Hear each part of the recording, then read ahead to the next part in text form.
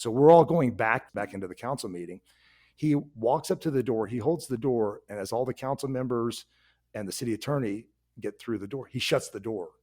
And it's just me and him in this room. And he spins around and he looks at me and he goes, "I thought you were a man." And I was like, oh my God. The dude was wanting to go he was wanting to go fisticuffs with me back there. And trust me, man, I wanted to punch this guy so bad. I did, because he did some horrible crap to me.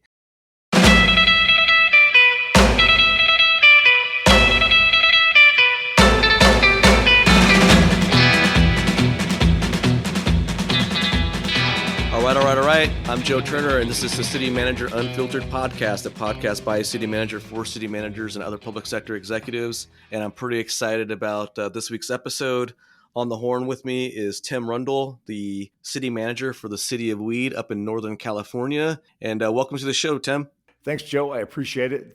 Thanks for the invitation. Yeah, when I tell my friends and family I'm the city manager in Weed, they go, no, come on. There's really a town called Weed. And I was like, yeah. And they die, so. Well, and being up in Northern California and given the recent changes in the marijuana policies in California, it's even taken on a different sort of significance, right, with that word. So major significance. So. Well, hey, I wanted to have you on the show. You reached out to me. Oh man, this is back in probably February or so, early on, when I was sort of kicking around the idea of doing a podcast. And you said, "Hey man, I got some crazy experiences down here in Durant, Oklahoma, where I used to be a city manager. I'd love to come on and share some stories sometime." A little curveball. We're actually not going to talk about that today because there's been some other things that have popped up. But why don't you give us a little rundown of your professional background and so forth and so on before we get into why we're really going to have you on the show today? Sure. I kind of got into city management late in the game. In the mid 90s, first of all, I got a degree in the arts back in the 80s at Northwestern Oklahoma State University, and went into the private sector, was making great money. I was working in the wireless industry back in the mid 90s when, every phone was like $1,500 and, you got like 60 minutes for $100 of airtime. It was crazy.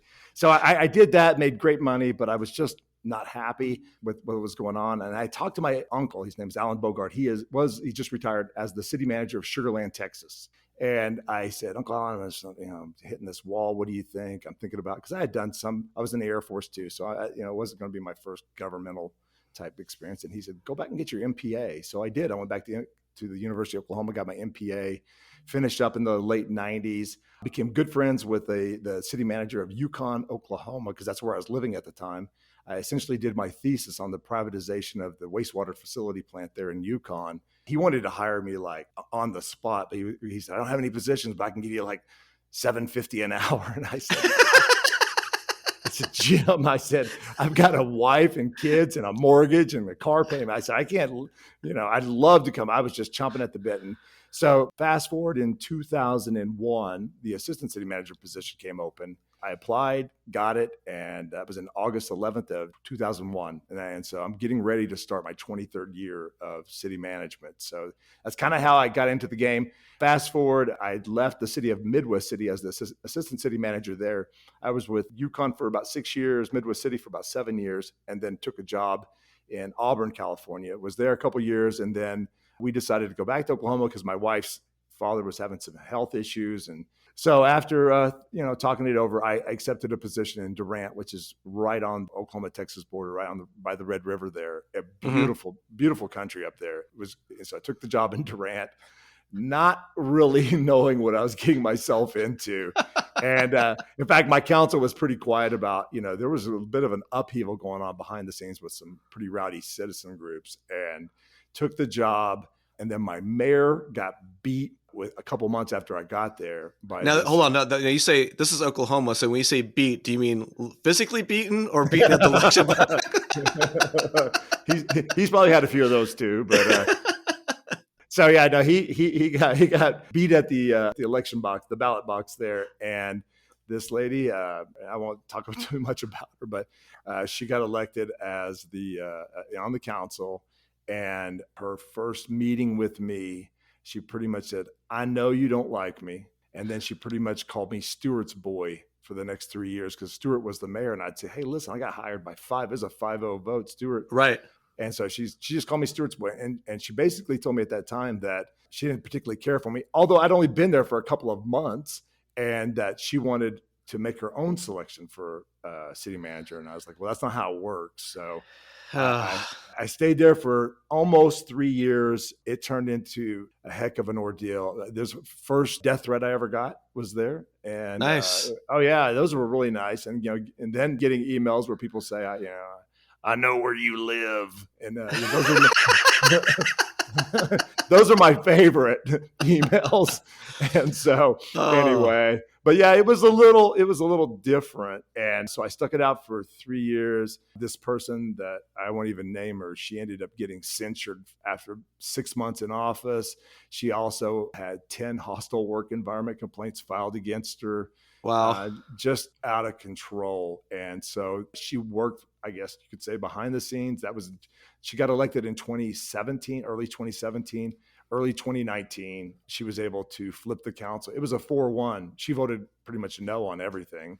And then she flipped the council, and that was pretty much the writing on the wall with me. So that sounds like some good material for a possible television show about city managers. Hey, exactly. I need to write that down.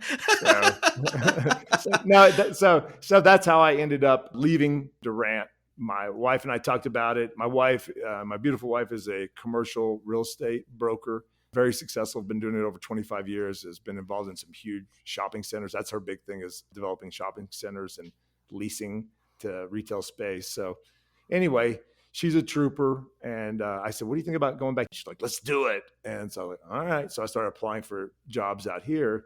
And Weed, California, and she did the same thing. I said, hey, there's this town called Weed that just sent me this recruitment. I was like, I'm serious. It's called Weed. And so anyway, we started talking. Long story short, did a Zoom interview. And then a couple months later, did a face-to-face, got offered the gig, I think in late February of 2020. And my first day on the job, my very first day on the job was the day the governor shut the state down for COVID. And, oh, man. Yeah. That's amazing.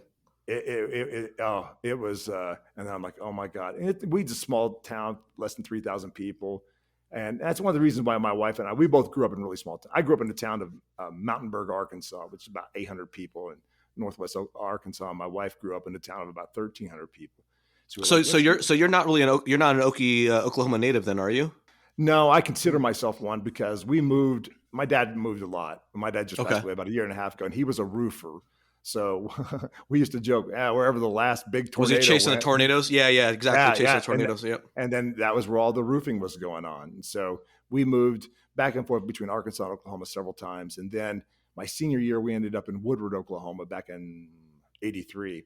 And that's where I finally established, my roots. Went to, small college up at Northwestern Oklahoma State University. First person in my dad's family to ever even attend a college. Anyway, got married right out of college with an acting degree. And so, I remember my that's not the typical path. That's not the typical path to city management. That's for sure. It's not. And I remember my ex-father-in-law, my college sweetheart, and I, we were married for 17 years. Good gal, still love her to death. But I remember going home, he'd go, what kind of degree are you getting? I said, it's an acting degree. And he goes, are you going to teach acting? No. He goes, are you going to work at a school? And no. And he said, what are you going to do? I said, I don't know. And that's just the kind of guy you want to marry your daughter, right? Yeah, so, right, anyway. Right. Real winner there, huh?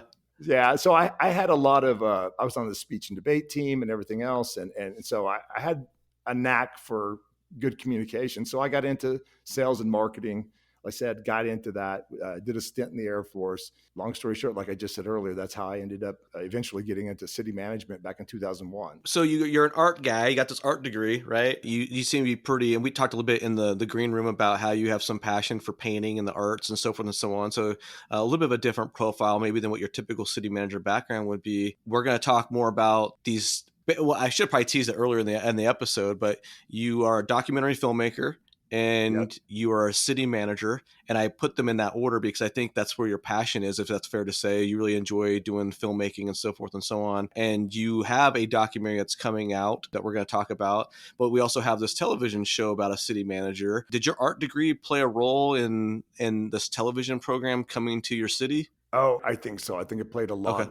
a lot into it. I like you said, I'm a storyteller, and I like doing it via documentaries. And then I'll get up in front. I've been up in front of 3 people to make a presentation. I've been up before 3,000 people and made a presentation. So I have no fear of just getting up, times winging it, and sometimes doing it the right way. But yeah, so during COVID, I started talking. We have a little company out of Reading that comes and does our council meetings. The first time I saw a City of Weed council meeting, I was like, this is like a professionally produced. I said, nothing like I've ever seen, because most towns this size, they have, one camera, crappy audio. If and that, if that. if you go to the City of Weed's YouTube page and watch our count, doing these cutaways and incredible titles and transitions. I was just like, wow. So I started kind of building a friendship with the guy.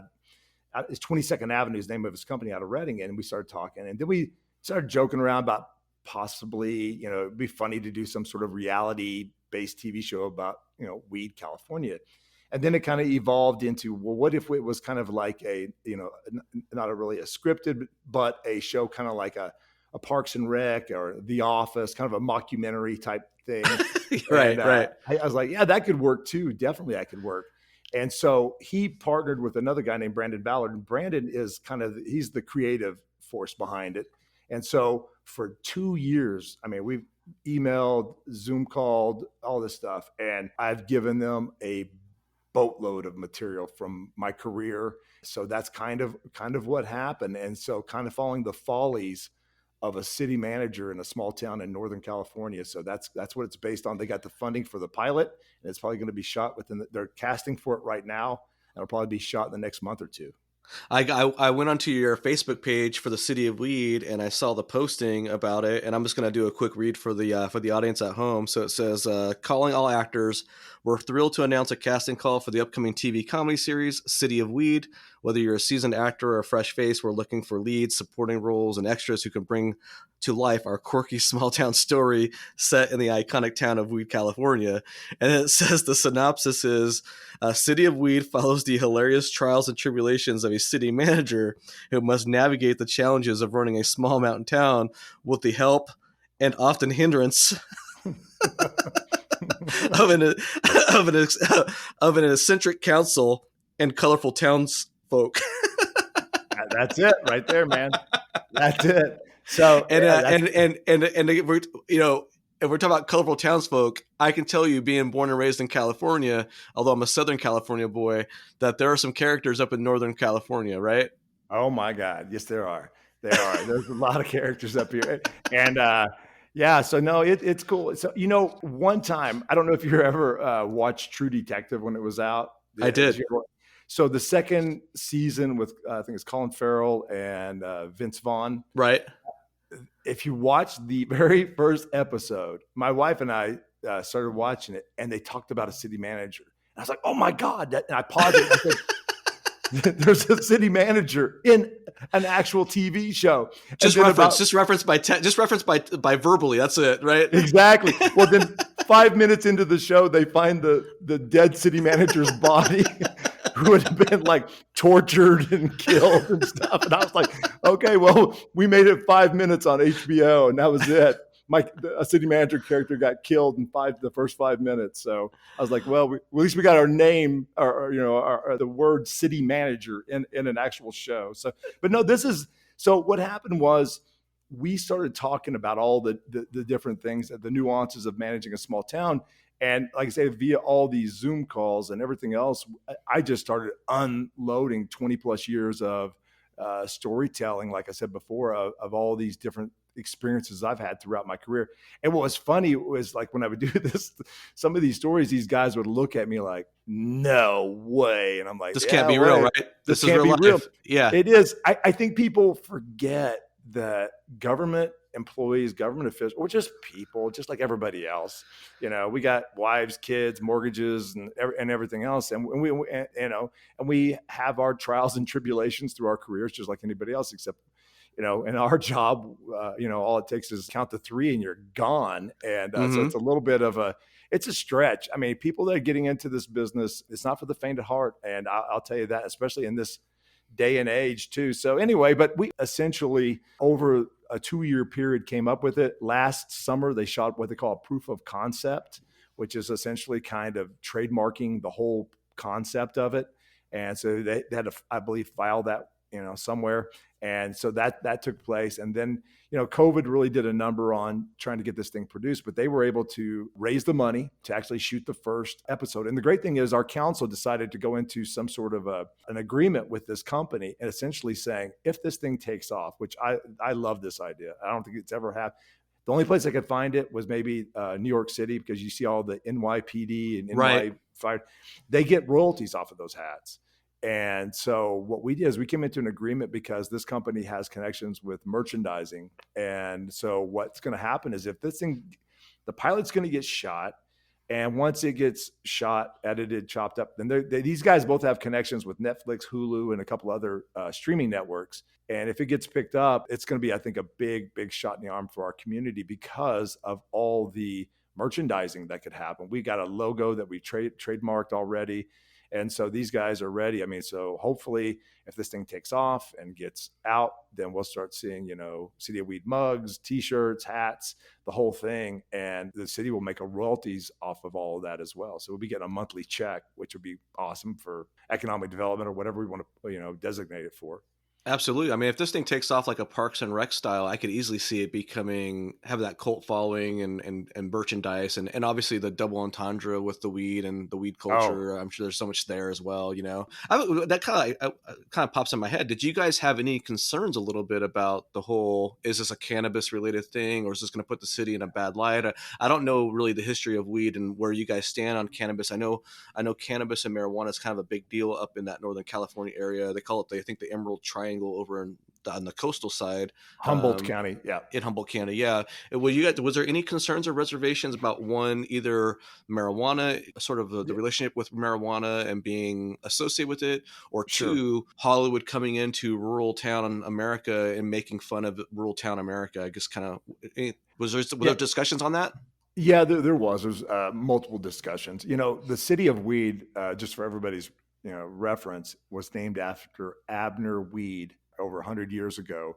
He was a guy who was big into the lumber industry, big tycoon. And he actually, this is crazy, but little old Weed, California was picked for one of his mills because of the winds that come off the mountain. We live at the base of Mount Shasta. Uh-huh. We get some, when I first got here, my mayor said, "Hey, by the way, I want to let you know, it gets real windy here." And I'm like, "Hey man, I'm from Oklahoma. You don't have to tell me about wind." Yeah, Holy cow. No, it's a different type of wind. I mean, we get wind storms sometimes that will sustain for hours, like 50, 60 mile an hour winds for hours. So we learned real quickly to buy, heavy patio furniture or else it'll be out in a cow pasture. And the reason he wanted weed is because it dried the timber out faster. Because of the wind, right? The wind would blow and dry out the wood after they, our mill, and that mill still exists today, by the way. It is a mill that they veneers. They take the logs and basically peel them down to get the veneers off of them and ship them all over the country, all over the world. It's now called Roseburg, but actually we were I believe for a while there, the West Coast headquarters for International Paper in Weed, California. So it really was a big boom to our city. They sold it off in the early 80s, downsized considerably when Roseburg purchased it. I would say it's about a 50-50 split in our community where people like, hey, you got the name. I mean, if it was the city of Budweiser, you wouldn't just go, hey, don't be making any beer references about us, Right. And so we're the City of Weed. And yeah, we've got 3 novelty shops that all they do is sell weed, I heart weed, and little bitty below it says Weed California. And then, all kinds of takeoffs on references. But the council has come to the realization is, we can still preserve the history of Weed California, but we also know we're going to, we can't stick our head in the sand and say, but please don't reference any sort of cannabis. And we have 2 dispensaries in downtown Weed. Okay. And we've got to, like I said, it's just one of those things to where we've got to realize it's time we can capitalize on this name. And that's what I think the council was looking at from a standpoint. If we have a hit sitcom called I think people will just tune into it because of the name, the City of Weed. People are like, what the hell's that? Yeah, exactly. Yeah, exactly. Yeah. And then they'll, if they're flipping through their Hulu or their Netflix, I want to see what this is all about. So, and the producers and the directors have been very cognizant of that. There, about the references. I mean, there's going to be references. Of course. You can't have yeah, a you're show. naive. You're not. Yeah, you're naive Yeah. if you think that's yeah.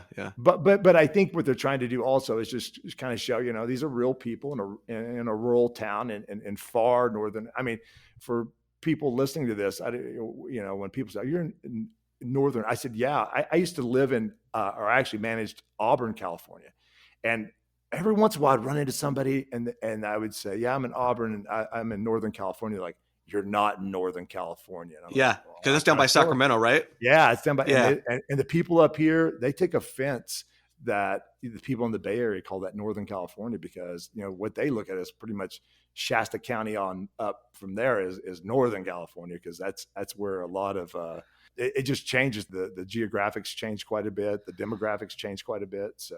Yeah, a lot of people don't understand the political dynamics change. There's a lot of people who are not from California don't really understand, because I've experienced this being a city manager out here in Kansas, and a lot of people just don't really understand how, first of all, how big California is, right? The actual size, how many people are there. I mean, obviously you're in Northern California, where it's much more sparsely populated than where I'm from in Southern California.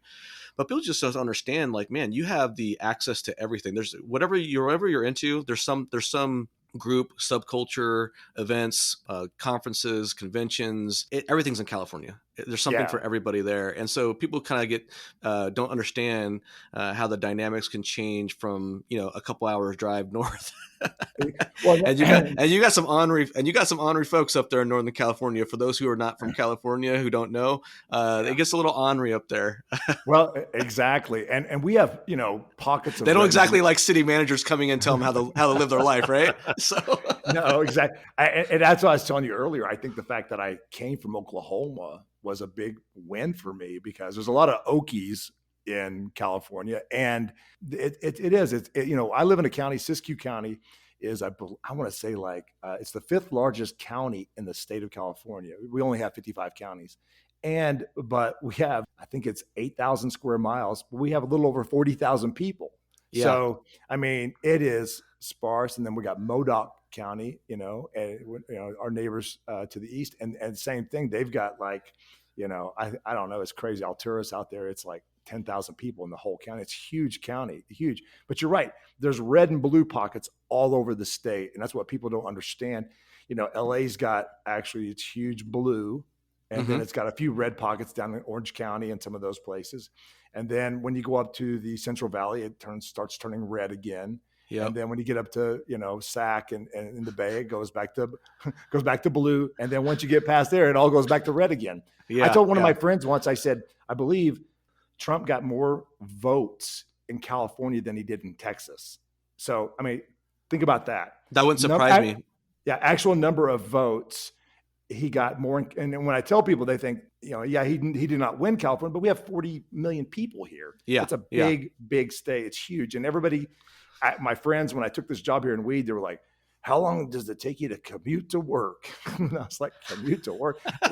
They said, they go with the traffic and the traffic jams. I said, you guys, the only thing I said, if there's a bunch of deer in the road, or I almost hit a bear one morning on the way to work, I said, those are the things that hold up traffic around here. It's not cars. So anyway, but no, they just don't get it. And then once they see some of my photos, we live right at the base of, I live in a community called Lake Shastina, and it's just right at the base of Mount Shasta.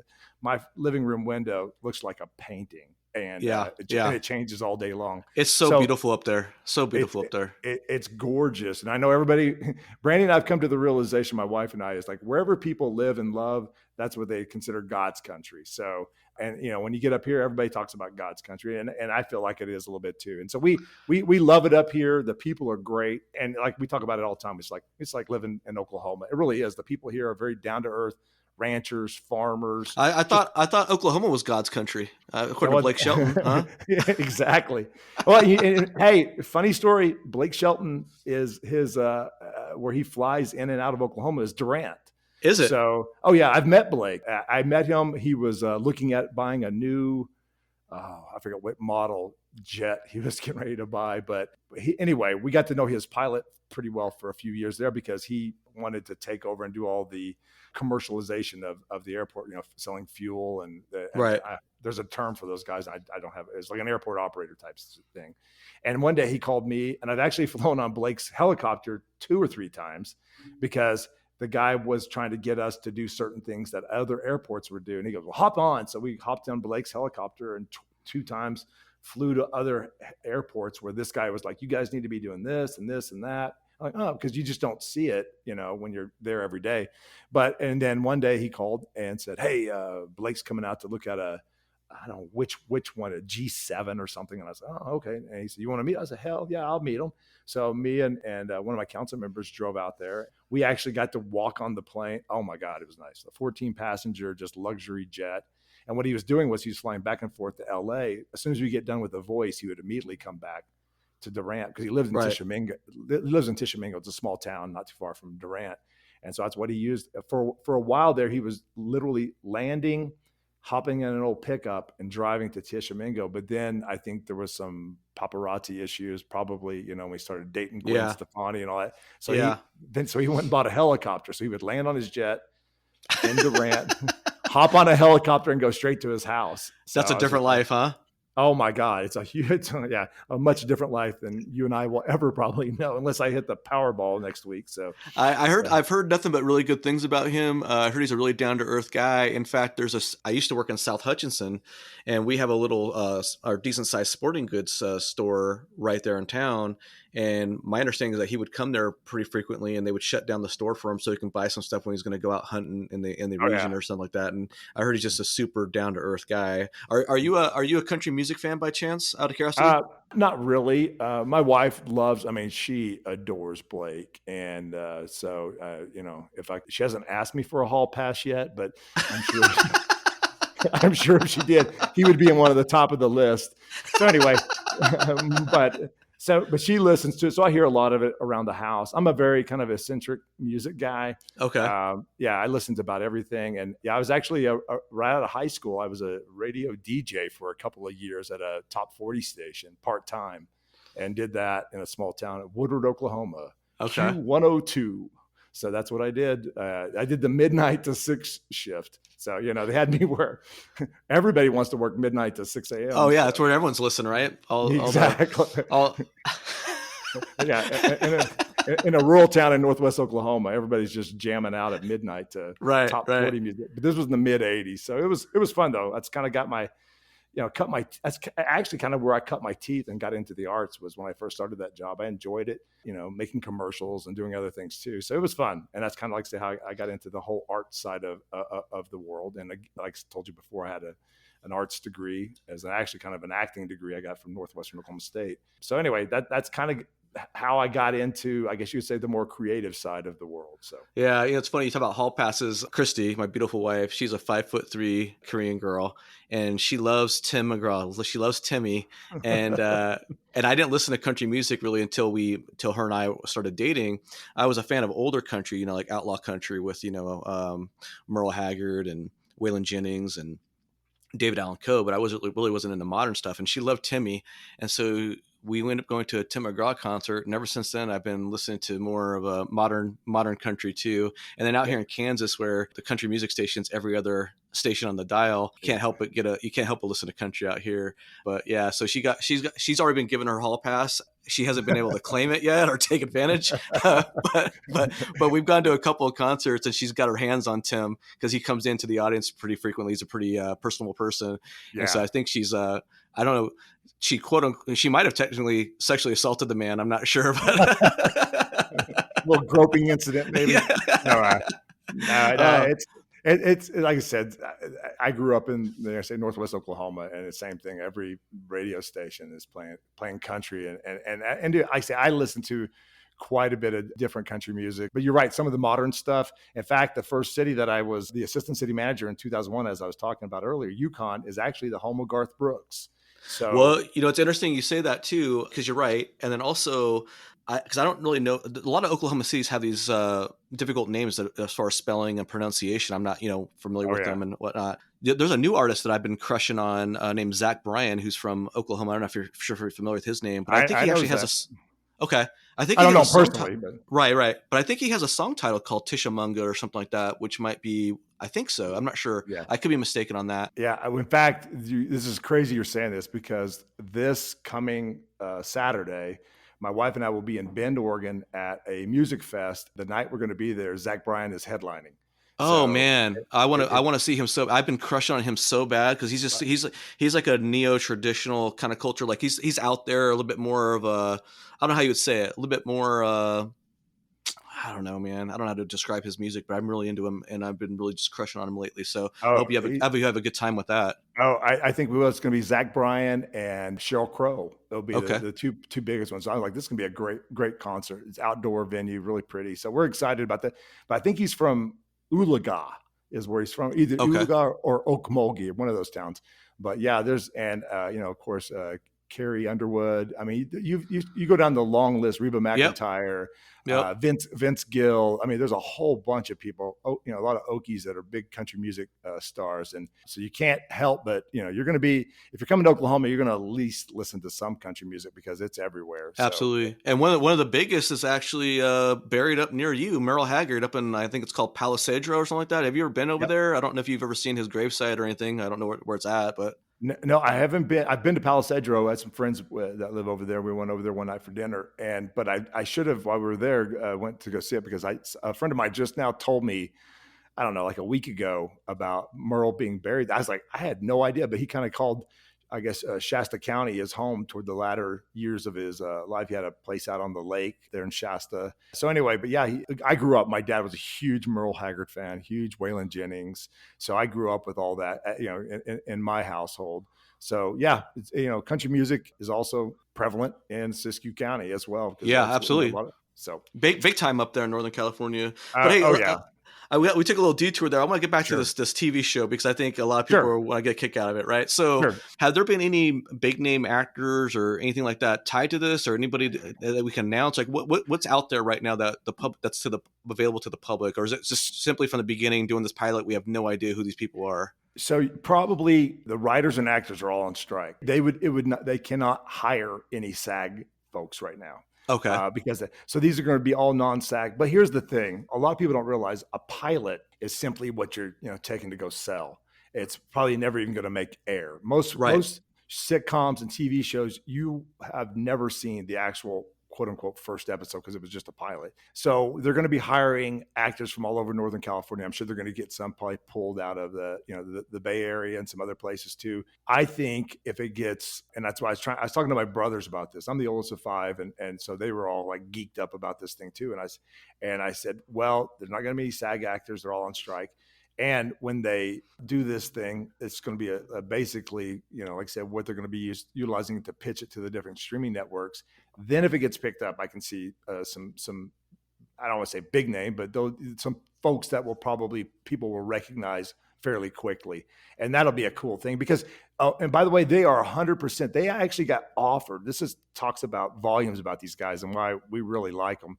They actually had an offer once to shoot the whole thing down in LA in a soundstage because, you can keep it pretty budget wise. Right. Minimize cost, right? Minimize cost if you have everything under one roof. And for people who don't realize, I mean, most of your sitcoms, they're in a gigantic warehouse where 2 or 3 other sitcoms are being shot. But they said, no, we want to be part of the community. We want the community to, for all the B-roll footage. The council has agreed they're going to be shooting council meetings on the weekends at City Hall, at our actual City Hall. And so which is kind of cool. That's cool. That's awesome. It's more than cool. It's awesome. Yeah. So, and some of my staff was like, what if people come by? Because we keep the council chambers locked up because there's a lot of, expensive equipment in there, video and stuff. And so like, what do we do? And I said, well, we'll have to figure it out as we go. It's going to happen. It's going to happen. There will be people. My brother and his wife, Amy, they I think gone twice to Georgia because they're big Walking Dead fans. And they wanted to go see where all the zombie everything, where all the kills are. And it's all shot there. So there's actually tourism involved in folks navigating and going to where things are being Oh, shot. absolutely. Absolutely. You better get your public works director on the horn and make sure he buys some extra city, limit signs, because those things are going to get taken. You know that. Well, they sell them at the novelty shop. Everybody, you don't Oh have to yeah. have one. Don't. You don't have to. You don't have to have a real one. Please don't. So that's when we were and when Garth Brooks, when they named Garth Brooks Boulevard, we had people stealing that sign all the I believe time. it. I believe it. So anyway, no, it's.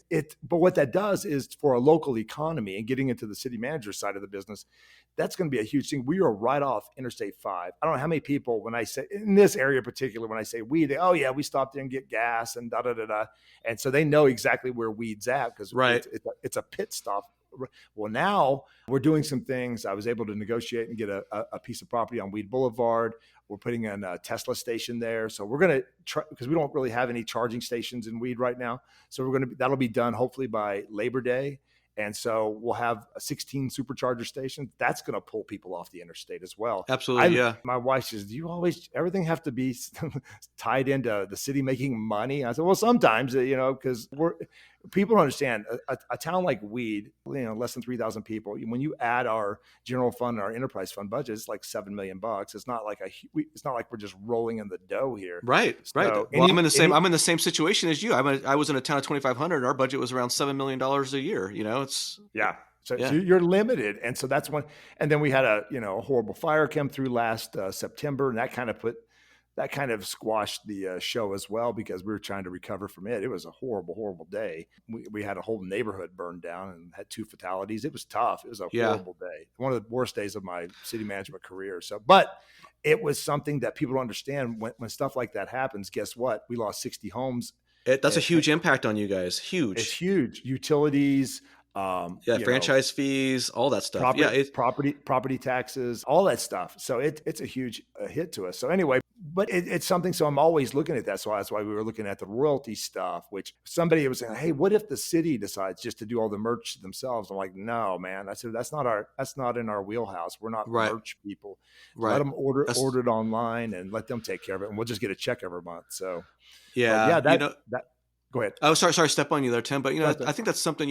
I kind of have a little bit of a chip on my shoulder sometimes. I think a lot of times, I think small town managers don't really get enough respect for the challenges that they face and and all the hats they have to wear. A lot of times you have to be a lot more creative and flexible in small towns, because we don't really have all the resources that bigger cities have. Right? We're scratching and clawing for everything that we get, and so that's why I love this idea of you guys, getting this possible show off the ground, and the royalties and the merchandise royalties, licensing, and all that stuff, and that's just awesome. I would love to see that be a huge home run for you guys.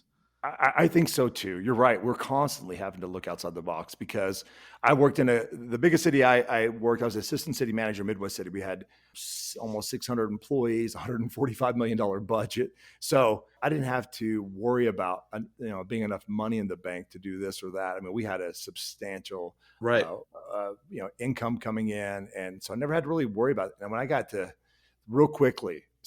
Weed, here I am, governor just shut the state down. And I knew the city had been embroiled in some sort of water rights issues. But I didn't realize what was going to happen next. So every city manager you talk to, one of the first people you want to talk to on staff is your finance director, because you want to know where we are, where we're sitting. Right. And so I brought her into my office and I said, hey, Emily, and she slid a piece of paper, because I told her what I was looking for. And I was like, well, what is this? And she goes, well, after payroll on Friday, we're going to have $9,000 in the bank. And I said, well, what? How much do we have? Oh, yeah. It gets worse. And I said, holy smokes. And then she goes, oh, and by the way, you see that list of checks over there? I said, yeah. She goes, it's $500,000 of checks that I cannot send to vendors because all of them will bounce. So I was like, oh my God, that was my first day on the job. And here we are. And you're heading into a COVID shutdown. Oh, and so our main sales tax in Weed, 70% of all of our sales tax comes from fuel. And so nobody was traveling. Right. And so it was, here's what I tell people all the time. I have a master's in public administration. There was very little that I could apply toward actually getting knee deep into the job. But here's what I tell people all the time. As a city manager, you don't have to be an expert in finances, planning, engineering, public works, none of that stuff. An expert in emergency management, public safety. you just have to be an effective communicator. That's what you have to do to be able to lead a team, especially when you're going through a situation like what I walked into with $9,000 in the bank, 29 full-time employees, and trying to figure out and COVID. So that all happened. Boom, boom, boom.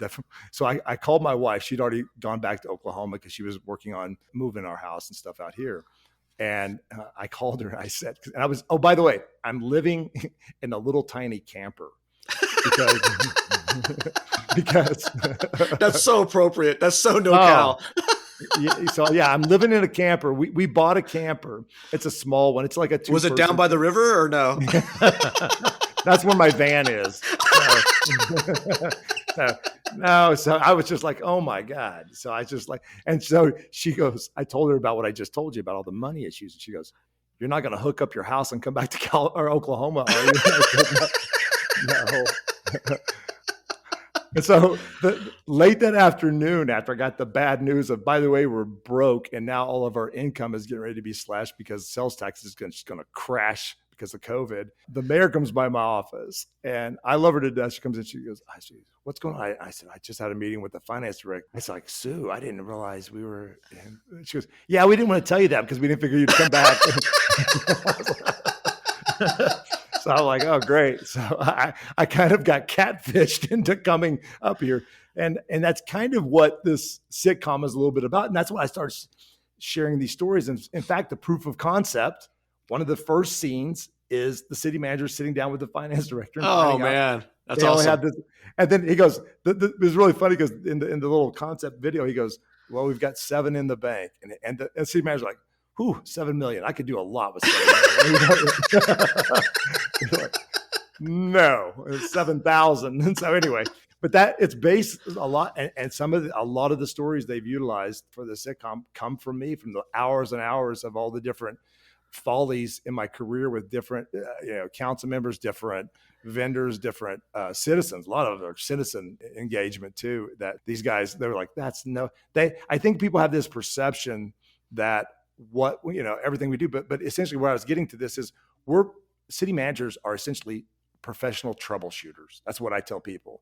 We come into a situation and if there's going to be problems and issues, we have to figure out how to get from A to Z and what's the best way. And then also convince 5 other people that this might be the best way to go too. So, but anyway, that's what we are. We're professional troubleshooters. People come in. If cities ran smooth without any issues or hiccups, you wouldn't need a city manager, but we're there. I got to go back a little bit because before I lose my train of thought on this, sorry for cutting you off there. But you talked about, only having 9,000 or whatever in the bank and what have you. They didn't want to tell you. And when I got hired my first city administrator gig, small town, Kansas, about 1,700 people, I really quickly learned that my police chief there had to go. My mayor, I brought it to him after a couple of weeks. I'm like, hey, there's an issue here. And he goes, yeah. I didn't really want to tell you at the beginning because I just thought you maybe want to figure it out on your own. Exactly. And that's one of the things you learn quickly is I can tell. I mean, go ahead. Well, the other thing too is the same city. Oh man, shortly before I got there, oh man, they had to hawk the grader. We had a grader they had to hawk at the bank because they couldn't make payroll. I mean, this is small town management stuff, and because I don't think a lot of people understand, like, when you get to small town city management, a lot of it's like running a mom and pop small business. You know what I mean? Yeah. And it's just like, it's oof. It is. It presents a lot of challenges. I mean, because you got to put on a lot of hats, and thank God for grants and things like that, or a lot of cities would never get roads paved or some of these projects done because you rely so heavily on grant dollars. Yes. A bigger city, they wanted to go do something, they just go do it. But with small cities, you just don't have the capital, the funds sitting around just to do stuff like that. You have to have, and then it becomes a challenge when you have matching grants because you have to have, you have to spend it before you can get it back, and that makes a challenge. You have a challenge too. So if you don't have the cash flow, it makes it pretty tough, right? Yes. So man, hey. So I want to pivot back to the show because I'm dying to ask you the question that's on my mind, right? Sure. For the show. Yeah. Is there any spot for Tim Rundel with an arts degree to be acting in this show and showing us his chops. Because I want to, we have some other city managers out there who have been in some roles in some movies. There's Lou Leone out, and he was out in Nebraska at the time, I believe, and he's over in Illinois now. But you got any chance of getting a role in this thing or what? Tell me about it. Yeah. Yeah. Tell me you got something tell me you got the juice card, the city manager. Don't you know who I am? Tell me you got something in this bad boy. I talked to these guys, and I think they could figure out pretty early on, I have a passion for stuff like this. And then as we started talking, they're like, man, we want you to be part of this. And I was like, yeah, guys, I got a full-time job. I got to it's going to pay the bills. So what we kind of came up with, and it hasn't come to fruition yet, but I think it will, is a recurring role of possibly of the sewer plant operator. So, and so I kind of pitched because anybody that's ever worked in any city, especially small towns and stuff, I know what you're going to say. But go ahead. Usually the sewer plant guy is a bit of a character. Oh my God. He's usually out in the middle of nowhere because that's where you want your sewer plant. And he feels unappreciated because nobody comes and visits him because it smells so bad. Because it's a shitty job. It is. And so it's one of those deals where they carry a bit of a chip on their shoulder at times. So that's what I kind of pitched to these guys, and they loved it. And I got a kind of a character that's kind of a culmination of every city I've ever worked at. And so, and not to be, make anything derogatory, not all sewer plant operators like that. Of course, now in your bigger cities, those guys usually have engineering degrees. Right. Smaller towns, you're not going to get a guy. Engineers aren't going to want $40,000 a year to run the sewer plant. So anyway, but no, it's so I've kind of got this character kind of developed that's a little rough around the edges, and he's a major conspiracy theorist, and so anyway, and I think it's going to get put into the show. So I told these guys, hey, if I could just do, if this thing does get picked up, and if I could do 2, 3, 4 times a season, because I think typically they shoot, I want to say for streaming most times it's like 12 or 13 episodes. And so if that gets budgeted and everything happens, so I told him, I said, I have my, my full-time gig. I don't want any conflict of interest. I even told him I didn't even want to get paid. I just want to be part of the project. So in order to keep no conflict, I said, just don't pay me. I'm just there because I love, the whole art scene, and I've done some acting and some other stuff. And so I feel like it would be a natural fit, and they're excited about it too. So does this character going to be named Tim or what? No. The name I picked was a character named Bill Jerkowski, and then he always tells everybody that they call me Jerk for short because my name's kind of hard to pronounce. But the real reason is because he's a huge asshole.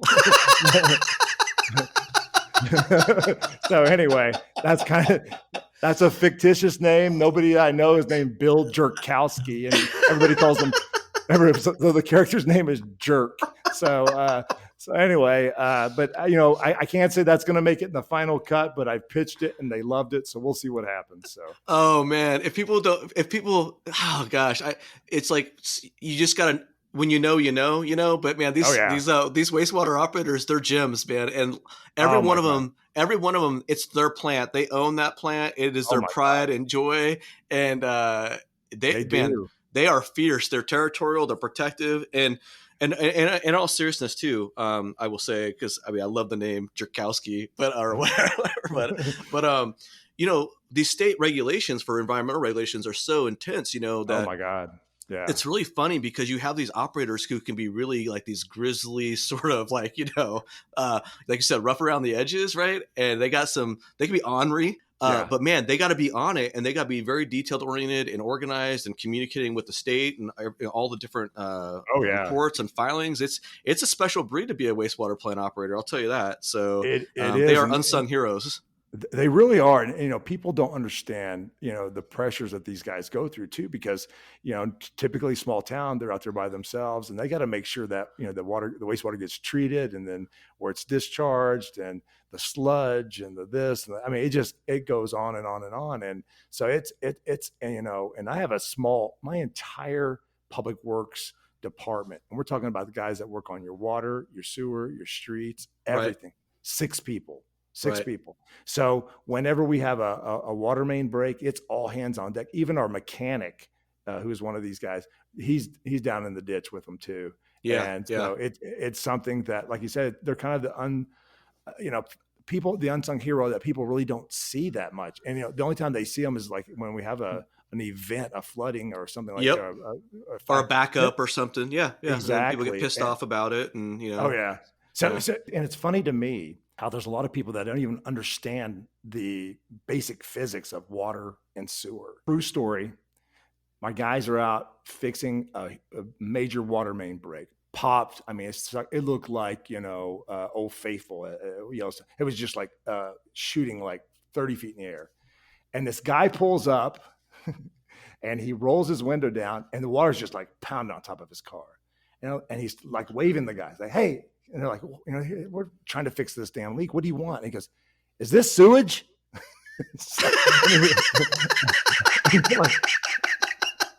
No, man, it's water. Go on. You're okay. I'm like, who's going to stop and with their car getting? And I said, and they had witnesses. And they said, no, this dude really did pulled up, water pouring on top of his car, rolled his window down and yelled, is this sewage? And I was like, oh my God. Because he probably was thinking, ooh, I can finally, file a tort claim. And, the city poured sewer all over my car. I have to get a new car. So yeah, those are some of the other things that people don't realize too. They think that anything that happens, they can sue the city, right? Oh, they can sue the city. It's our responsibility for everything. And so anyway, but that's kind of like I said, I'm excited about that. And I got a few other projects going on and this is kind of fun. I tell people all the time, if you're getting ready to retire, I'll be 57 here pretty soon. So I'm going to probably cash in at 62 and have a plan, because I have so many friends and buddies that retire. I've got hundreds and hundreds of my cohorts all over the country. And if you don't have a plan, I know guys that get ready to retire and say, what are you going to do? I don't know. Well, you're going to do some consulting? I don't know. And then those are the guys that, if you, unfortunately, I mean, you flag some of these sometimes on your page where they pass away because they don't feel useful anymore. But they don't have anything to do once they retire. Yeah. And us men, we need purpose, right?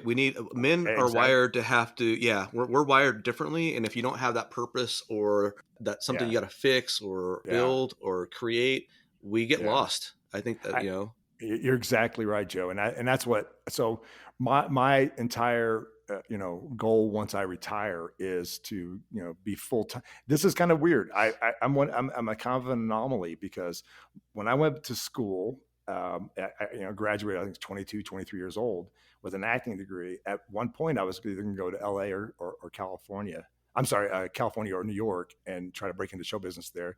Instead, I married, which I don't regret at all. I married my college sweetheart, and then we started our career in the Oklahoma City area, moved to Yukon, and that's how I got involved in Yukon. I lived there for about 20 years.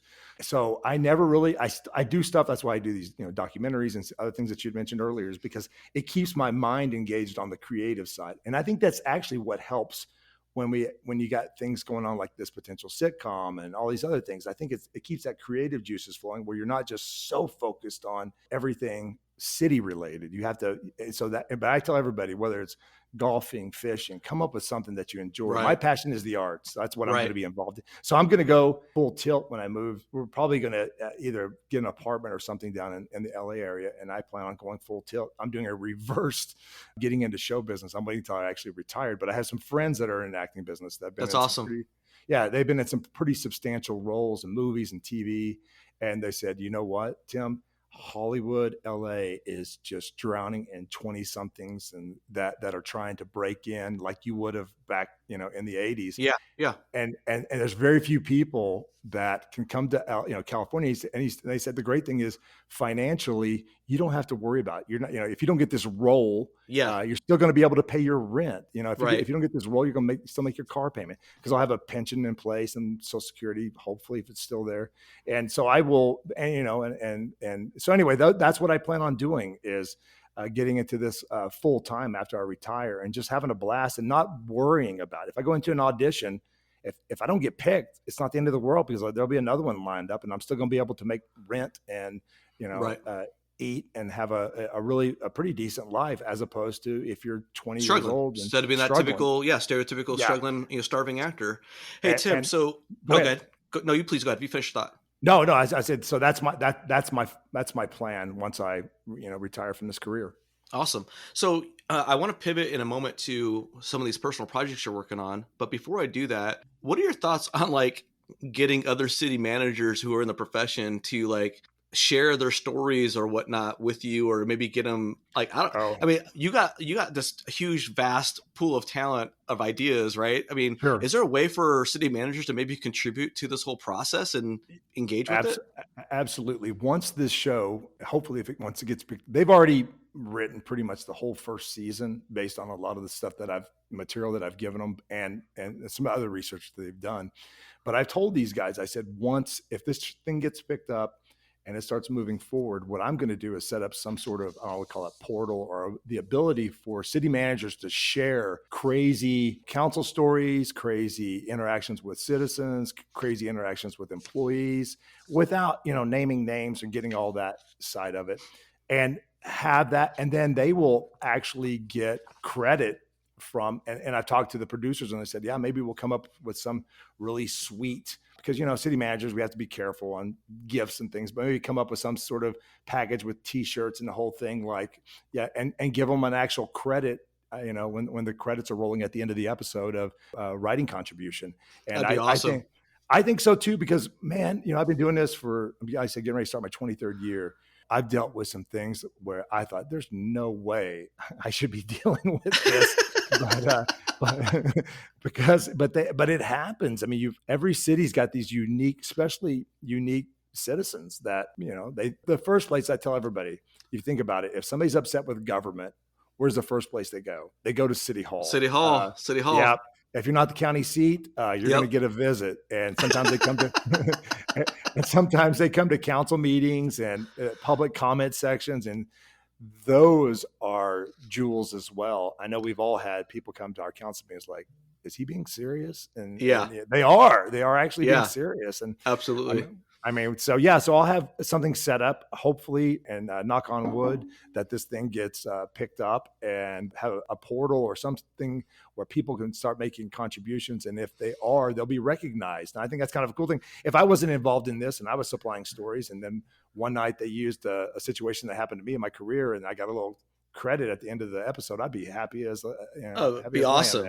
Oh yeah. And truth is so much stranger than fiction, because everyone listening to this podcast has at least one crazy story that would be TV worthy. At least one. Yeah. Everyone does. But hey, so we'll pivot now to these other passions and interests that you have. You talked again about being a documentary filmmaker and whatnot. I know you're working on a project right now. Why don't you share that with the audience? And so in 2016, when I got hired as the city manager in Durant, it was in the fall of 2016. Something happened that I was like, what in the world is going on? We had all these people traveling through town on riding lawnmowers as their main mode of transportation. I mean, how big is Durant again? It's like 18,000 people. So it's not like some. So I was just like, what in the hell is going on? And there was one guy, he was my favorite. He would pull his girlfriend in a wagon behind there. They would go to, it gets better. They would go to the convenience store, and he would buy like a whole suitcase of beer and put it in the back with his old lady. So the old lady is the right term, by the way. Exactly. That's an Oklahoma, or it's a Midwest thing. So anyway, I was just, and to be honest with you, the 3 years that I was there, we experienced a huge, huge economic boom. In the 3 years I was there, and people were like, oh no, I added it up. We had existing stuff that was under construction and new construction, over $2 billion worth of new real estate being built in that 3 years that I was there. A lot of it was the Choctaws. They had an explosive growth. That's where the Choctaw Nation is located, in Durant. And so they made their headquarters in Durant, and they have I'm assuming it's probably the largest hotel in the state of Oklahoma. Oh, They wow. have a 2,000 room resort right in our town. So it's huge. Anyway, I started seeing we had people flying from Spain and all over the place coming in to look at site visits because we had a really strong economic development plan there, some incentives tied into it with the state and everything else. We would go on these site visits, Joe, and then I would see, I came up with a name for them because my real nickname for them was not appropriate right now. Okay. But, you have to tell me off the air. I'll tell you off the air. But I called them the B-Cats, and it was for the Bryan County Alternative Transportation Society. So that's what I called. These are strong town members, right? Exactly. So I to be very upfront, I kind of I despise these guys because I'm like, and I talked to my police chief and I'm like, how in the hell are these guys able to drive? And he said, there's a loophole in the law that says if they leave the blade on the lawnmower, that's considered agricultural. And he said, I was like, oh my God. And you can drive, anybody been through Oklahoma, you live in Kansas, ag equipment has the same right of way as your car. They can drive a tractor down the street. Well, in all seriousness, I'll stop you right there, right? Because Yeah. I learned this when I moved to the Midwest. If you don't know, in the Midwest, agriculture is king. Like they can basically, I mean, I got Mennonites and Amish folks riding tractors and buggy and horses on the highway. It's a different animal out here for sure. Ag's a huge deal. It is. And even here where I'm at in Siskiyou County, there's agriculture equipment everywhere. We have a lot of cattle out here, a lot of hay, different stuff that we grow out here. So I said, so it's not illegal. And he's like, no, it's not illegal, man. I said, oh God. So after I left the city, as I told you before, the council flipped on me in 2019. Funny thing is my contract was up in December of 19, and I offered to not ask for a renewal in December and let them hire a new city manager, go through the process.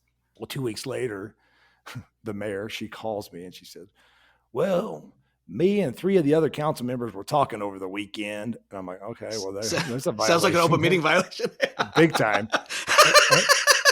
By the way, this is Durant, which has no history of open meeting violations as far as I know. No. Man. Oh, so, hey, Tim, before we get to that, I got to tell you, I do all these news searches, right, for articles. And so the algo finds me, the algorithms find me. And boy, do me and the algos in Durant get along, because I get a lot of stories at Durant. They are getting ready to hire their 6th city manager in 8 years. So, boy, that kind of tells you a little bit about. And it's funny because I call it Durant, but when I got down there real quickly, everybody that I talked to calls it. I mean, if you grew up there, you don't call it Durant, right? It's Durant. It's Durant. Over in no, it's more like Durant. That's how everybody says it. So they could tell that I was an outsider. And by the way, the funny part is I spent like 30 years of my life in Oklahoma, and they all called me, you're that California guy. And I'm like, no, I was only a city manager for 2.5 years before I came back out here. So anyway, hey Tim, sorry, but man, this conversation is awesome. So in my little first town I went to, Sedgwick, I had a city clerk there who'd lived there for like 25 years. And she says, oh yeah, I'm an outsider here. I'll always be an outsider. And people don't understand, like in small town Midwest, like, you're an outsider. If you weren't born there, you're an outsider. Oh, yeah, big time. Yeah. And even in small towns like Weed, I mean, we're right next to Mount Shasta, the city of Mount Shasta. And they'll say, oh yeah, he's not from here. He's from Mount Shasta. Mount Shasta's like 6 miles away. So he's not a real Weed guy. So I'm like, okay, I'm definitely not. So anyway, I saw the writing on the wall in Durant. Long story short, I ended up doing a separation agreement about at this time 4 years ago. Then I had a little bit of time on my hands because I wanted to take a step back and take a pause. I helped my wife. We actually opened up, believe it or not, we bought an old church in Durant and turned it into a really thriving arts center, performing arts, artists. We bought an old church, fixed it up. I think it had like 18 rooms in the basement, and we rented out art studios to, budding artists and everything else. In fact, we had quite a few music artists that would go down there and record. And it was just a really a lot of good synergy there. And so I spent a lot of time. I ripped out all the carpet, the pews, put in auditorium seating. It's a really cool place. So anyway, that's what I was kind of working on. And then I decided, you know what? I've never, ever spoken to one of these BCATs. I'm going to go start finding some BCATs. Maybe it'll be material for a documentary. I don't know. So this is 4 years ago. So what I started doing is driving around town. And if I saw a BCAT, I would like fly around them, stop my pickup, hop out and run and start running toward them. I'm lucky I didn't get shot because I'm sure no kidding. They're all packing probably. I'm sure they all are. And so their eyes would get huge. And I would say like, can you turn your mower off? They turn it off and I'd tell them what I'm doing. And some of them like, I don't want to be a part of that. I don't want to go. And then I had a handful that said they did. And so that's kind of how it started. I started interviewing and talking to some of these people and getting their stories like, how in the hell did you start using a riding lawnmower as your main mode of transportation? And 9 times out of 10, it was because wait for it. Wait for it. multiple DUIs. And in one little town, it was funny. It was a little town called Bennington. It's still in Bryan County. It's about 20 miles away.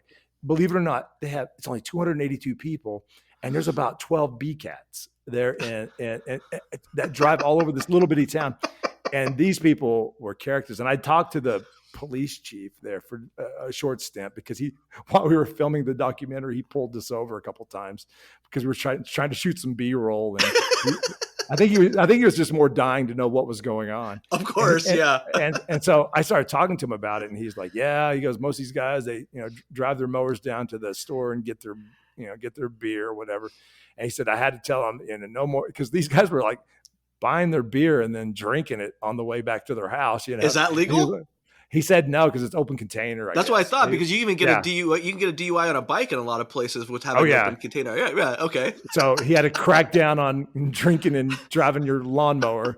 So and then he told them they were not allowed to drive after night, and some of them had a lot of. That I interviewed had a lot of problems. Like, dude, you don't have any headlights. In fact, one of my buddies back in Durant, I was talking to him one day, and he was so mad and upset. I said, "What's going on?" He goes, "One of them riding lawnmower people T-boned me today." And I said, "How? They're going 2 miles an hour. How?" I said, "How?" And he goes, "I had the light and they weren't paying attention and they went right through an intersection." And I said, "Did you get to their insurance information?" He goes, "That's real funny." And I said, "Well," so anyway, but just stuff like that. So, but anyway, it's kind of a lighthearted look. So I spent the last 4 years of going back and forth to Oklahoma, interviewing these people. And over the last couple of weeks, I've been working on, I had a guy, he was an editor, came out of Montana, highly recommended, young kid. But oh my God, just a remarkable editor. So I took a week off of work and he and I spent an entire week editing this film. And we got it down to 25 minutes or a little bit less than 25 minutes. And I think it's going to be kind of an eye opener for some people. And, I didn't want it to be a documentary, just like kind of poking fun at these people because these are real people. Yeah. And so what I do in tough situations. I mean, they're like, exactly. They didn't, I mean, what 50-year-old man goes, I've always thrived to drive a John Deere as my main mode of transportation to get back and forth to my job, so right. So that's not what's going on here. A lot of these people have there's some alcohol and drug issues you could always point to, but they are Okies. They're just like me and you, and I just kind of got their backstory, and then I kind of tied it into some things that maybe could help enroll places like that could actually help some of these people, with possible public transit and some other stuff. So I delved into that too. So I wanted to be I hired an animator because some of these stories are so crazy. I hired an animator to do, I think it's 3 different clips of where they're telling some crazy stories and the animation behind it, just kind of give a little bit of, levity there that I needed. So anyway, but it turned into a really kind of a great package. And I think it's going to be kind of eye-opening. When I got here, I told people about that. And they're like, "No way. There's no way." People, I said, "Dude, I'm dead serious." And then, so that happens. In fact, there's a television show called Reservation Dogs. It was filmed in Oklahoma. It's on Hulu. It's a great sitcom, funny show.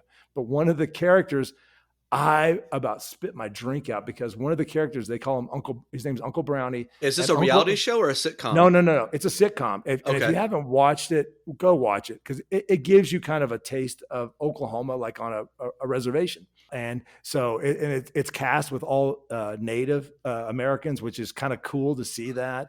And it was actually, I think I met this guy once at a film fest. I think his last name is Harjo. And cool dude. And he wrote this thing and he got picked up by Hulu, and it is so funny, but so relatable as an Okie or anybody in the Midwest. But anyway, he's kind of a medicine man, kind of a guy, and they all call him Uncle Brownie. And Uncle Brownie likes to go down to the local hardware stores and quote unquote borrow the riding lawnmowers, take them on a test drive, and then he never brings them back. So anyway, so I'm watching the episode one night, and there's Uncle Brownie coming down the road on his riding lawnmower, and I was like, oh my God, that made it, a BCAT made it into a sitcom already. That's awesome. That's awesome. Yeah. So anyway, it's fun. It's something, like I said, that I have a passion. This is like my third or fourth documentary. I've helped produce one back in 2015 that ended up actually premiering at South by Southwest and had some Okie ties to it as well. And so I've got a couple buddies in the documentary film business. They're based out of Texas, but they have Oklahoma roots. And so I bounce stuff off of them all the time. In fact, I was talking to one yesterday, and he had there's a great video. A friend of mine, his name is Bradley Beasley, and Brad Beasley did the first Okie noodling documentary about the guys who go. you got to explain that. Is. Yeah, but you got to explain that for the audience, because I don't know if everyone knows what that is. So Okie noodling is, Brad went out and did this thing. He had heard about these people that noodle. And for those who don't know what noodling is, in the Midwest, there's this tradition handed down from generation to generation of hand fishing. And these guys would go to lakes and creeks and rivers and stick their hands and their feet in these little holes underground and hope that a giant catfish clamps down on it. And then they reach down and, if they literally use their foot sometimes as bait. And then they'll reach down and grab the catfish, pull it out. And some of these things are huge. I'm talking about over 100 pounds. And this for those who don't know, this is literally a very dangerous activity. People get killed doing this. It's insanity, by the way. This is insanity. It is. But I'll put a plug out. Go watch Okie noodling because it is fast. In fact, one of the characters, one of the guys that he is as a sanitation worker in Lawton, Oklahoma, his name, and they call him Red. Red is a character, man, and he loves noodling, and that's what these guys do. But you're exactly right, Joe. People get killed because if you got 115, 120 pound catfish pulling you down, you're like, oh yeah, but and you can't get up. So that's what they do it in groups, and sometimes they even tie onto each other like ropes and stuff. Anyway, and then you're considered a sissy if you put on a snorkeling mask. So you don't want to be caught doing that. So, yeah, they might use a different word than sissy too out there. Yeah, I don't know. I think they do in this documentary. But anyway, I befriended Brad and another guy named Ben Steinbauer, and they've done some incredible. Ben did one that if you haven't watched it, go watch it. It's called Winnebago Man, and it is freaking hilarious. Anyway, so I've bounced stuff off these guys, and they've been real helpful in my kind of part-time. Again, and I will tell you this. There is very little money in making documentary films. It's the opposite, man. You spend a lot of money to tell your story. But I will tell you, real quickly, the one, other people can go check this one out. It's called Brother Valentine. And it's a rather serious one I did back in about 15, 16. It's about a murder in a small town in Oklahoma. It got picked up by a distributor, and it was actually on Amazon and iTunes and Google Play and stuff. And so for a while there, I was getting these royalty checks. And at first they were kind of cool because I was getting a couple $100 a month, because people could rent my movie, my documentary, for a couple of bucks. And then my distributor went out of business, and so kind of cut ties with all these guys. And honestly, I just kind of quit, worrying about it. And I tell my kids all the time, I said, when your dad dies, you're going to get some of that Brother Valentine money. And my son was like, how much do you think we'll get? I said, you could probably get $3 or $4 a month out of this thing if you're lucky. So anyway, but there's no money. In fact, I think so you work just to pay for your hobbies. That way absolutely, you're a slave to your job just so you can do your passion, right? It's my passion. Luckily I have a wife that supports it 100%, and she loves the fact that because it keeps me, those creative juices flowing, and she loves it, and she's very supportive. In fact, when I did Brother Valentine, I think I put about 25 grand into that thing. So it was an expensive documentary. And this one, I've been able to keep my costs down because I went and bought a bunch of my own equipment. I'd say probably in this BCAT movie, I probably got about 10 grand into it. But again, it's nothing that you're going to make any money. I know he's kind of a controversial figure now, but Louis C.K. about 7-8 years ago, he was giving the best short documentary Oscar. And he stopped before he read it, and he goes, he's looking across this crowd, and he goes, some of you are going to take your Oscars home tonight. And they're going home in the back of a limousine. He said, whoever wins this tonight, it's going home in the back of a Honda Civic. And he goes, and then he said, once they get to their crappy little apartment, it will be the most valuable item in the entire apartment.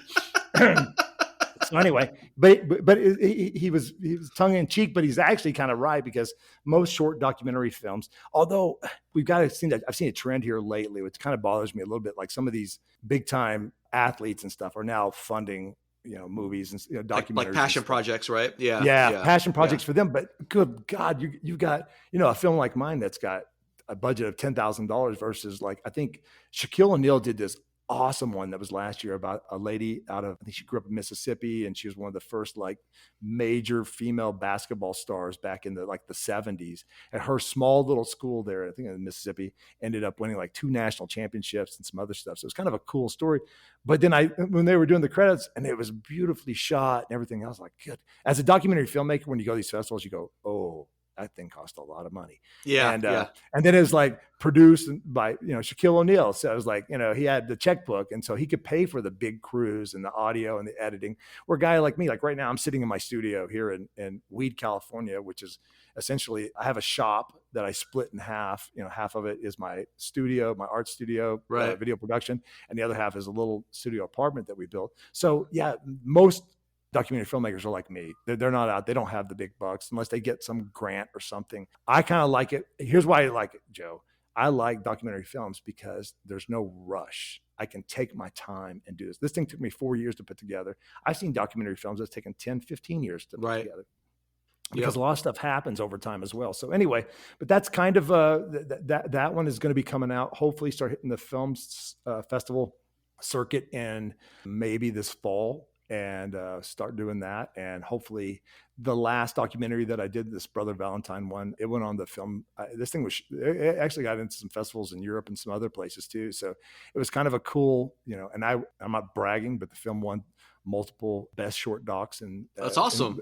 The biggest one I probably won was the Sacramento Film and Music Festival. So back in 2016, when I was watching those, there was one that was shot, and I was like, oh my God, there's no way I'm going to win, because this thing was just cinematography and everything else that was tied into it. You could tell this thing probably had a couple $100,000 into it. Right. And then at the awards banquet, they announced me as the winner. I was like, holy crap. And so anyway, it's just kind of a good feeling. You don't make any money off of this thing, and you have to pay. People don't realize this too. To enter. You have to enter these festivals. Yeah. Some of them are not cheap. That's right. Some of them are expensive. You're talking about, I say expensive, anywhere from $50 to $100 a festival. And you don't get your money back if you don't make it, you get nothing. Yeah. You get a nice little email saying, sorry, not our cup of tea. That's basically what it is. Where I'm going, I'm like I say, I'm not your typical city manager that, came up through the ranks. I'm a guy who has an arts background that's, pretty effective communicator. And that's probably how lasted this long in the business. So, and believe me, and there's been a couple cities after I've left, I swore off, I will never manage another city. And, and my wife always said, but you're good at it. You're good at it. I was like, I know I am, but it's still, but it's a lot. It takes a lot out of you. It takes a lot out of you. It can suck the life out of you, especially if you're into like in Durant. I'm not going to exaggerate. I lost clumps of hair on my head was coming out because of all this stress. And anybody, in all seriousness, man, once you get a death threat as a government official, it takes you down to your core of a lot of things. And by the way, I've never owned a gun in my life. I was in the military, never owned a gun, not because I'm against, people owning guns, Second Amendment. Right. I don't get into any of that. I think people ought to be able to own guns, but I was just never, I just didn't want to take care of one and be responsible for one. But like a couple of days after that one, I had to go out and buy a gun because I had to be able to protect my family because, Yeah. these people, some of these fringe guys that just live on the, they're just On the looking edge. for an excuse. Yeah. Oh Yeah. yeah. Every council meeting I always have a police officer there just in case. I've been into some, interesting situations. I had one council meeting where it was with this lady in Durant when she got her censure. They had a guy come in, and I think the police chief said this guy pulled out a big old buck knife and handed it to the police chief. He said, "Here, I want you to hold this." He was like, "Why do you want me to hold this?" And he said, "Because I'm afraid I might use it." And I'm like, "Oh my God." So I'm just like, that's where the reality of the world we're in now. So, well, I don't want to. you got to applaud the guy for having self-awareness. Exactly. So, yeah, thank you for not stabbing the city manager tonight. So, I didn't send him a thank you, but anyway, it's a different world. It's a different beast altogether. And I did a whole presentation at ICMA in Portland back in 21. Yeah. I was really kind of worried about this subject because I felt like, I'm like, hey, Joe, you're sticking your neck out. You are. And I'm sticking my neck out. And I've stuck my neck out. The presentation that I did in ICMA back in 21 dealt with rogue council members, people that have just like, they don't give a crap about the Open Meeting Act, none of that stuff, Open Records Act. They don't care about any of it. They just want to come in and do what they want to do and take over the town. And the city manager is a necessary evil for them. And so I talked about my experience in Durant. And earlier that day, I went to another friend of mine who had a class in there. This thing held, I think I counted like 300 people because I counted the rows and I was just doing the math. And he had like 10 people. And I was like, oh shit. I was like, I hope mine gets a little better because mine was that afternoon. It was standing room only, man. Wow. Standing room only. And no kidding. But here's the thing. And I don't want to belabor this, but here's the thing. If you're listening to this and you're a city manager and you've got a council member that may be doing what I would say things that he shouldn't be doing or trying to intimidate you, bully you, those type of things, hang in there because I think hopefully we're going to start seeing a shift because we as city managers need to speak up. I told and I'll share this real quickly. I had an experience in a town where we had a very, very heated closed session, very, very heated. And one of the council members got called out on some BS that he was doing. And he was mad because he knew I was the one speaking out against what he was doing. And the mayor just reamed him out. So we're all going back into the council meeting.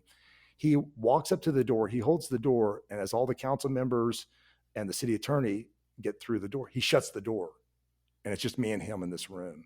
And he spins around and he looks at me and he goes, "I thought you were a man."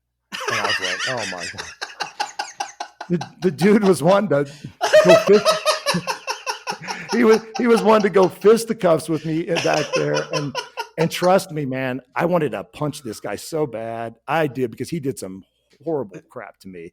And but I just told him, I said, look, I know what it was. He coached, his big thing was he was also a big volunteer and he coached Little League football. I knew you were going to say that. I knew you were going to say that. Yeah. And I said, this intimidation may work on a 12-year-old tight end on your team, but it ain't working with me. I said, get the hell out of my way. And he opened the door and got out of my way.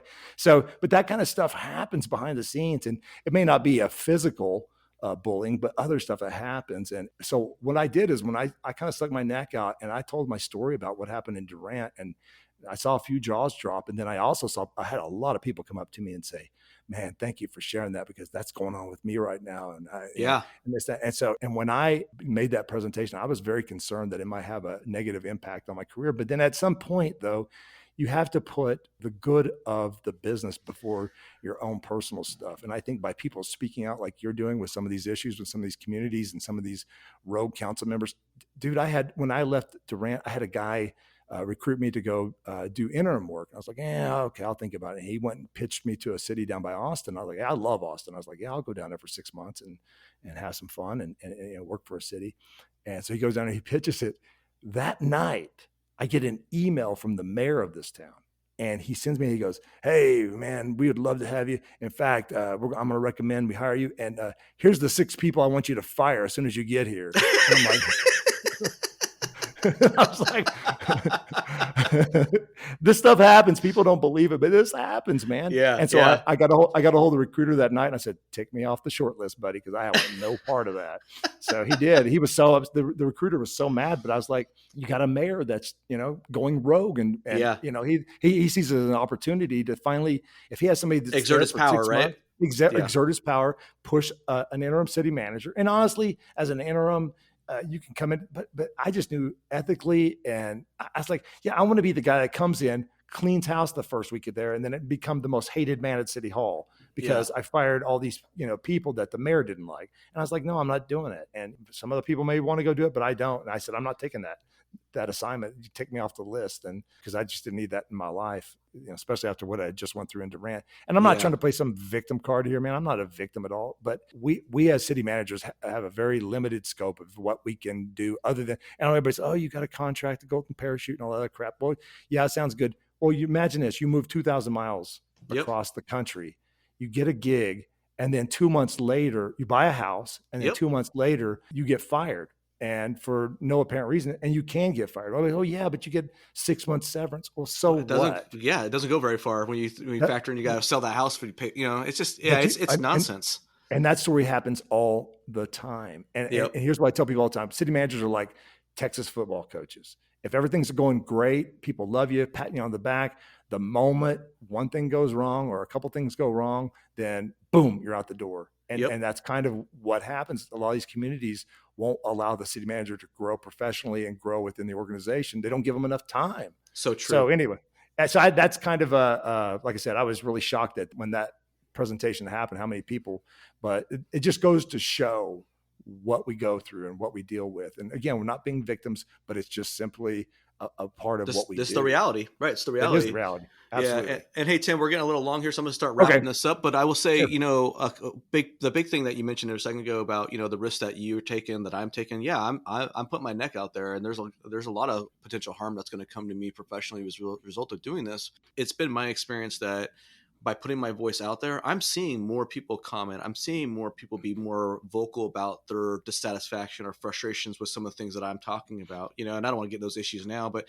it's like, it takes a person to be out in front who's going to say these things, like you, like me, for other people to start opening up. And I think that's what we're seeing here. So yeah, I've been really excited about that.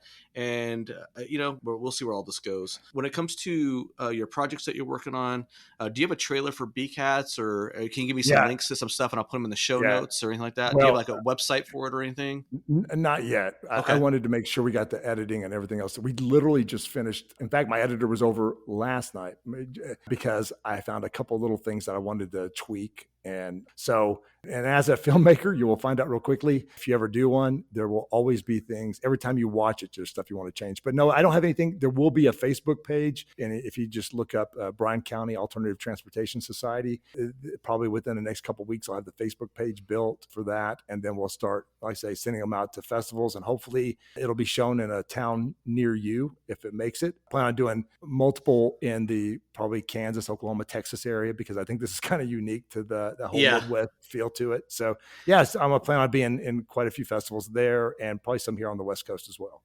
Awesome. Well, we'll get all that stuff in the show notes. I know I can speak for everyone listening to this podcast. We're hoping that the City of Weed sitcom is a smashing success and gets picked up for full development, because that would be awesome. And please, for the love of God, for whoever's putting the show together, the producers, directors, you need to get Tim in there as Bill Jerkowski. I'll tell you that. We need that jerk character in the sitcom. All right. So. Yeah, I've got 20 years of pent up frustration I want to unleash. We need a Jerkowski in our life, okay? We do. We certainly do. So Tim Rundel, it's been a blast. I've really enjoyed having you on this podcast, and man, I'm really excited about what's going on out there with you in this project. Please keep us updated, and we'd love to have you on at a later date to update the audience. And also, we need to maybe get into a deeper conversation about Durant and some of the dysfunctional government that exists. John Dean, who and I know, he used to be city manager in Durant. He has some stories, some trauma he might want to purge himself of. we should probably get together and do a deeper dive into that. Yeah, and it is, and like I said, yeah, John's a good guy, and unfortunately, he came in right after me and entered some chaos himself. But yeah, I would love to do that. And Joe, I appreciate you having me on, and I appreciate what you're doing with your podcast. They're very entertaining, informative, and need to be said. Thank you, bud. Hey, I really appreciate you very much giving me your time. That's Tim Rundel. I'm Joe Turner, host of City Manager Unfiltered, the podcast by a city manager for city managers and other public sector executives. Hit that subscribe button and don't forget to leave a rating and a review. Until next time, thank you.